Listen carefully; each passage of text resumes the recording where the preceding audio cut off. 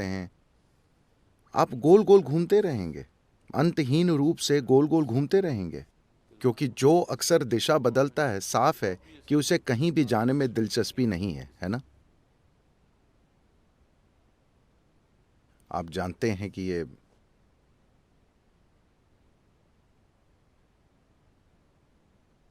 ये दुनिया गोल है, इसलिए आप किस दिशा में जाते हैं ये मायने नहीं रखता।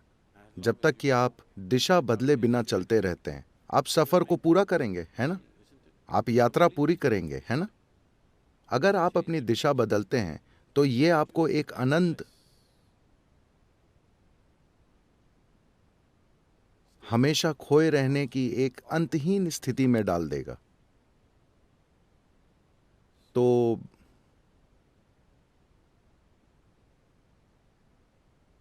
अगर आप वहां होना चाहते हैं, वहां रहिए, कोई समस्या नहीं है। आप यहां होना चाहते हैं, यहां रहिए। रोज रोज अपना मन मत बदलिए, सुबह एक ओर, शाम को दूसरी ओर। आप अपने लिए और अपने आसपास हर किसी के लिए एक यातना है। जो लगातार अपना मन बदलता रहता है, वे अपने और अपने आसपास हर किसी के लिए एक यातना है ना?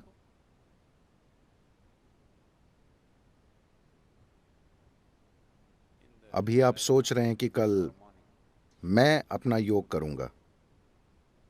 कल सुबह Dong at 5 o'clock in the morning. सुबह 5 बजे सुनते हैं। मैं रोज उसे सुनता हूं। मुझे नहीं पता कि आप में से कितने लोग उसे सुनते हैं। जैसे ही वो डोंग होता है, शायद हमें ड्रम बजाना चाहिए। फिर आपका शरीर कहता है, भाड़ में जाए ये योग, मैं बस ये चाहता हूं। वो बदलता रहता है। प्राथमिकताएं बदलती बदलती बदलती रहती हैं। जीने का एक और तरीका है,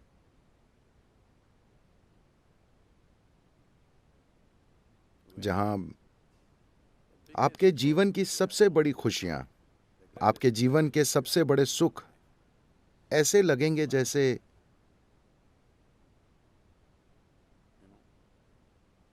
एक चींटी के सुख की तरह लगेंगे। ये जीव इसमें सक्षम है।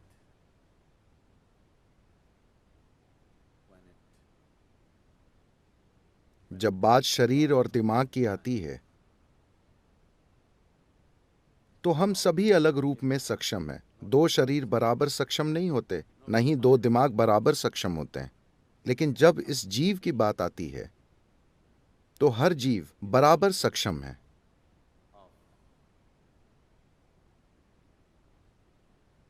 अपने भीतर अस्तित्व को समेटने में। वैज्ञानिक कहते हैं कि यह लगातार फैल रहा है। उसे कैसे समेटना है, यही सारी सुंदरता है। That which is endless, that which is eternal. जो अंतहीन है, शाश्वत है, जो असीम है और जो लगातार फैल रहा है, उसे इस जीव में समेटा जा सकता है।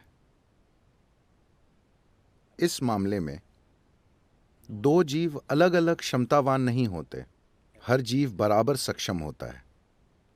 ऐसा इसलिए नहीं होता क्योंकि आप दिशा बदलते रहते हैं।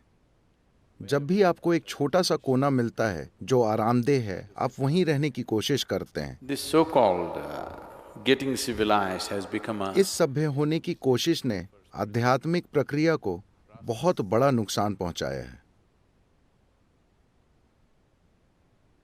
यह जरूरी नहीं है, मगर मैं कहना चाहूंगा, क्योंकि अगर आप नोमैड होते, आप नोमैड का मतलब जानते हैं? इसका मतलब है कि आप मैड नहीं हैं।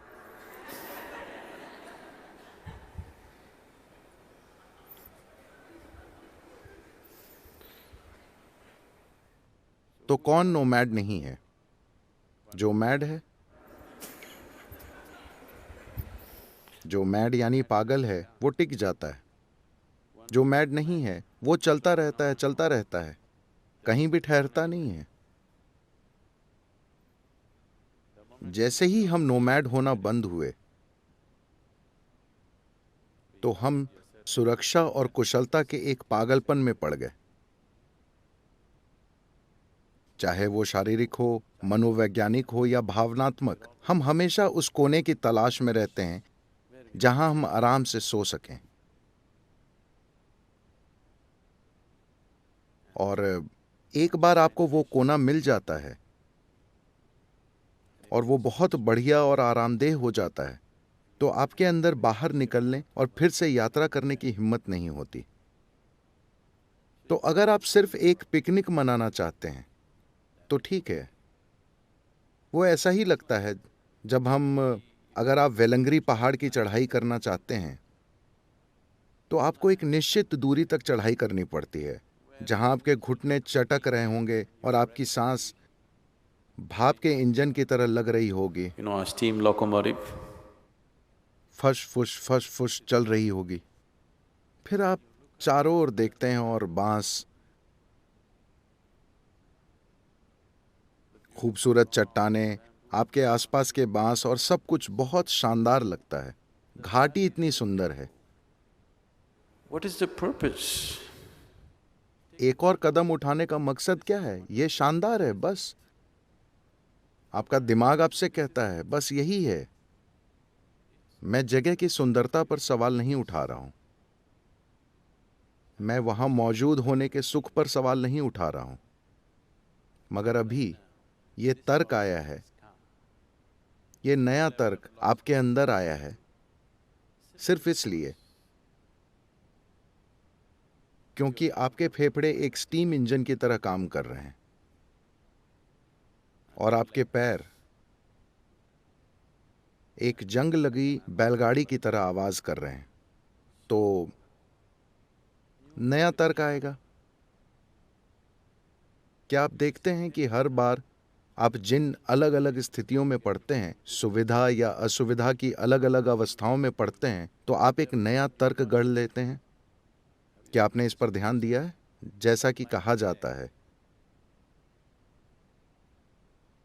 जब आप छात्र होते हैं तो हर कोई कम्युनिस्ट होता है। जैसे ही आपकी शिक्षा पूरी होती है और आपको नौकरी मिलती है, आप समाजवादी बन जाते हैं। और शादी होते ही आप पूंजीवादी हो जाते हैं। आपकी नई स्थितियों, सुविधा या असुविधा के अलग अलग स्तरों के अनुसार तर्क के नए स्तर आएंगे। तो ऐसा होता रहता है। इसलिए स्पष्टता और खुशी के एक क्षण में जब आप वहां मौजूद होते हैं, आप किसी चीज को देखते हैं जिसमें आपको अपना कल्याण दिखता है, आप उस पर डटे रहिए। कल आपको वो भयानक लगे, कोई फर्क नहीं पड़ता, आप उस पर डटे रहिए। वो नर्क जैसा महसूस हो, आप उस पर डटे रहिए। यही खुशहाली है।